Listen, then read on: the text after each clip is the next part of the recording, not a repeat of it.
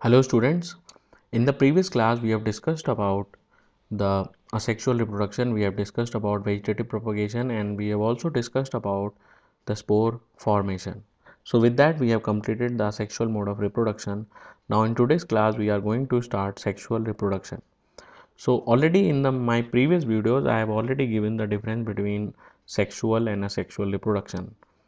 So I have already told you that asexual reproduction is the mode of reproduction in which we involve two different individual organisms, and then we also have different reproductive specialized reproductive structures are there which produce specialized reproductive cells which we call as gametes, and these gametes are of two types, male and female gametes, and then they fuse, or that process called as fertilization, and then zygote is formed, and then embryo is formed, and then the complete organism is formed.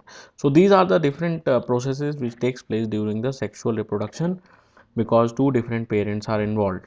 Okay, now as the organism become more and more complex, they leave asexual mode and they migrate to sexual mode of reproduction. So in the simple multicellular organism we can see asexual reproduction, but in the complex organism like human beings and the other organisms we only see that they have only one mode of reproduction, that is sexual mode of reproduction. So the question is, why the sexual mode of reproduction? If you see your NCERT 8.3.1, it is written there, why sexual mode of reproduction. So the answer is very simple. Okay, so let us see what is the answer. Why sexual mode of reproduction? Okay, so we have already started sexual reproduction. So why sexual mode of reproduction? Because the answer in one line is that because it produces more variations. Okay, so why sexual mode of reproduction is there? Because it leads to more variations, and if their variations are more, what is the importance of variation? We have already seen, if there are variations, then the organism can be better adapted in the changing environmental conditions. Organism can easily adapt to the environment. Organism can live a better way in the environment. So because of more variations, the complex multicellular organism prefer sexual mode of reproduction rather than asexual mode of reproduction. So more variations are there. So suppose if an organism is there, okay, and it reproduces asexually, so we know that during the DNA copying only the reproduction takes place. DNA copying is the basic event during the reproduction. So during that, variation will take place. So one variation will take place. So it will form A, it will form B. Okay, we can put any name or number. So B organism is formed. This is the first generation which will have one variation. So B organism having how many variation? One variation. Now if this B organism will reproduce, it will form C, third generation. It will have one more variation. So total variations will be 2B. Then it will reproduce the fourth generation. Then it will have one more variation, because every time the DNA got copied there will be some variations. So we are seeing here in asexual reproduction one variation is added every time. So 2 plus 1, 3 variations will be there. So you see after the fourth generation, or in the fourth generation, this is the first generation, A is the first generation, this is second generation, this is the third generation, and this is the fourth generation. So fourth generation is having 3 variations. Now suppose if this organism, D organism, having 3 variation reproduces sexually. So suppose D will reproduce sexually, how many variations does it have? It have 3 variations. Okay, and it reproduces with another organism, say E is there, this is a male and this is a female. It is also having 3 variations. So what happens? They produce gametes. So male gametes are called as sperms. So gametes are there. So gametes are produced. These gametes will also have the same variations. Okay, here also the gametes will have 3 variations. Now these fusion of gametes will be there. So a new combination will be produced, a new generation will be produced, that is called as a zygote will be formed. And zygote will have how many variations? 3 variations from one generation, one partner, and 3 variations from other partner. So it will have 6 variations. So you can see in a single step the number of variations has increased. So in sexual reproduction, more variations are produced. But in the asexual reproduction, it took 4 generations to have 3 variations. But in sexual reproduction, it took only one step or one generation to have double the number of variation of their parents. So these are parents. D and E are parents. D is having 3 variations and E is having 3 variations, and then the zygote, the new generation, will have 6 variations. This zygote will develop into embryo, and this embryo will develop into a new individual organism. So you can understand here that how we can increase the production of variants. Variants means those organisms which have got variation. So I have already told you, because sexual reproduction produces more variation, and this is the explanation how more variations are produced by sexual reproduction. Okay, let us see what is given here in the book. Okay, so here it is written here. If you see, I'm not going to read each and everything, you can read at your home. Okay, now, so they are asking a question. Okay, so how can the process of making variants be speeded up? Means how can we increase the process of having more variations? Okay, so each new variation is made in a DNA copy that already has some variations accumulated from previous generation. Already I have told you the variations get accumulated from the previous generation. So B will have one variation and C will have one variation of its own and one variation from the previous generation. D will have one variation of its own and two variations from the previous generation. So like that, variation passes from generation to generation and they get accumulated up. Thus, two different individuals in a population would have quite different patterns of accumulated variation, that we have seen here in this. D is having accumulated variations, how many? 3. E is also having accumulated variations, how many? 3 variations. So this is, I have given the number just for you to understand. There can be more variations. Since all these variations are in living organism, it means these variations does not have any side effect or does not have any really bad effects on the individual health. So combining variations from two or more individuals would create a new combination of variations.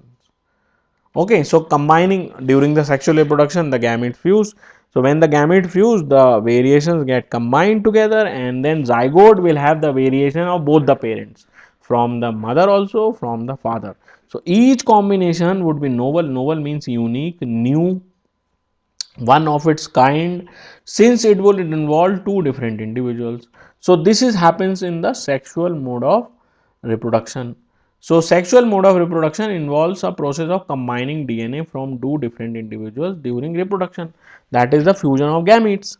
Okay, but again one more problem is there here. If we simply combine the DNA of two different individuals, let us take an example. How many chromosomes do we have in each cell? We have 46 chromosomes. So if the 46 chromosome come from male parent and 46 chromosome from the female parent, so if we simply combine the DNA of two different individuals, then how many chromosomes the new individual or the zygote will have? Zygote will have 92. This is the problem, because the chromosome number remains same from species to species. So if we simply combine the DNA of two different individuals, then what your NCERT is saying, what the NCERT is telling us, that there will be only DNA on planet Earth, nothing else will be there, because every time new population, new species will be formed here. Okay, so let us see what is given here in the first paragraph. But this creates a major difficulty.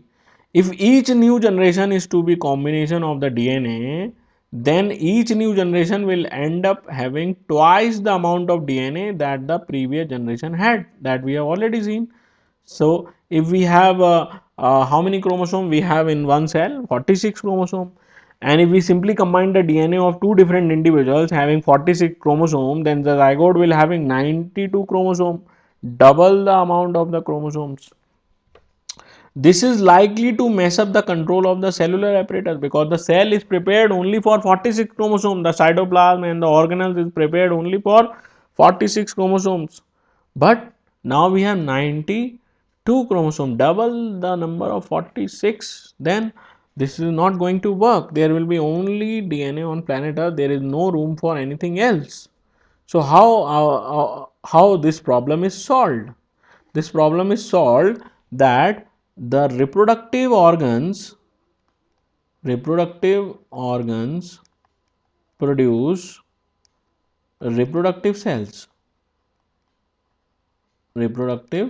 cells by a process which is taking place only in the reproductive cells, not anywhere else in the body. So that process is called as meiosis. Okay, so reproductive organs produces reproductive cells by a process called as meiosis. Now, what is the specialty of the meiosis? The specialty of the meiosis is also called as reduction, reductional division. Okay, it is also called as reductional division by because it reduces the number of chromosomes to half. Okay, now suppose this is a normal reproductive cell having 46 chromosome, it will undergo meiosis and produces 1 2 3 4. So one cell produces 4 cells after meiosis, each having 23 chromosomes, each having 23 chromosome. It means that the chromosome number is reduced to half. So these are gametes. This is a gamete. These are gametes. So what are gametes actually? So you can write the definition of gametes. Gametes are the reproductive cells which contain half the number of chromosomes. They are produced by the process of meiosis. I repeat, you write in your copies.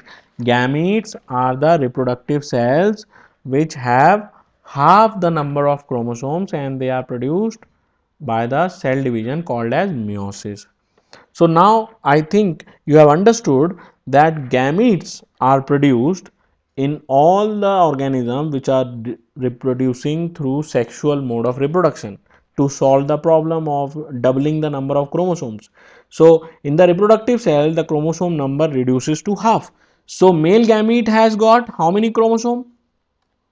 Male gamete has 23 and the female gamete also having how many chromosomes? Female gamete is also produced by the same method of meiosis 23. So we can simply combine the DNA. So if we combine the DNA, then the zygote will have same number of chromosomes, that is 46, which is present in our normal cells.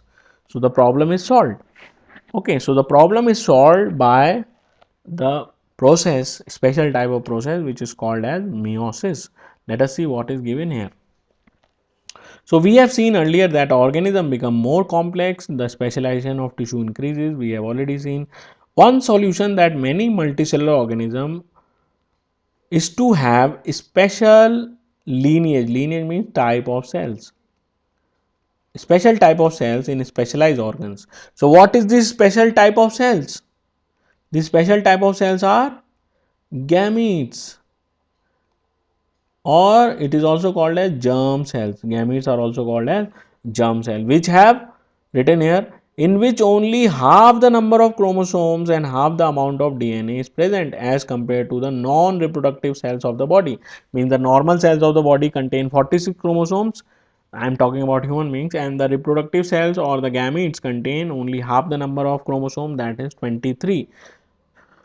So if the organism is having 20 chromosomes in the normal cell, then gametes will have only 10 chromosomes. If the organism is having 40 chromosomes in the normal cell, then the gametes will have only 20 chromosomes because the meiosis will reduce the number of chromosomes. This process is achieved by a process of cell division called as meiosis. Meiosis is also called as reductional division. Thus, when these germ cells means the gametes, from two individuals combined during the sexual reproduction to form a new individual, it results in re-establishment of the chromosome number and the amount of the DNA content is restored. So this is how the problem is solved. This is the meiosis is the answer of the solution or the answer of the problem, that when we combine the DNA, if we simply combine the DNA of two different individuals, then every time the DNA will become double, the chromosome number will become double. But then the reproductive cells are produced through a special type of cell division which is called as meiosis, which reduces the number of chromosomes to half. And when these gametes which have half the number of chromosomes combined during the sexual reproduction, the chromosome number is re-established or restored, so that the species have, that particular species have same number of chromosome from generation to generation. So we have 46 chromosome in our normal cell, our next generation will also have 46, and their next generation will also have 46, and it will continue like that. Okay, now let us differentiate between male and female gametes. Okay, so we have already seen about the gametes. Now let us write the differences between male and female gametes. Male and female gamete. Okay, so male gamete is basically called as sperm and female gamete is called as egg or ovum. Ovum is singular, ova is plural. Okay, so male gamete is called as sperm and the female gamete is called as ovum. Then number two is that male gamete are produced in millions. Okay, or they are produced and released in millions. So you can write released in more amount, more number. Okay, bracket में lie bracket you can write millions, in millions they are released in millions.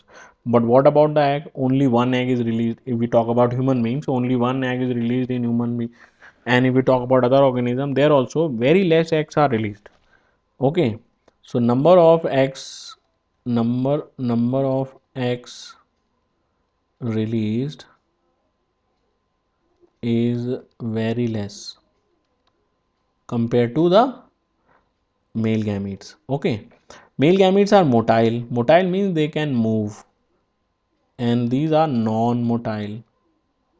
Okay, they cannot move, they remain in the female body. Then they are smaller in structure, so their number is more, but they are smaller in structure or size. Okay, they are larger in structure, means their structure is very large. Why their structure is large? Because the female gamete is going to develop into the zygote, means the zygote will be formed and the zygote will develop into embryo. So they have a reserved food material, that is why their larger structure is there. So size is bigger. Okay, the male gametes have a smaller size. Okay, so these are some of the differences that you can write, and that is given in your NCERT also. Okay, so you can write from here. Okay, one germ cell is large and contains the food reserve, that is the female gamete, and the other is small and likely to be motile. Conventionally, the motile germ cells are called as male gamete, and the germ cell is to containing stored food is called as a female gamete, which is non-motile. So this is the differences are given there.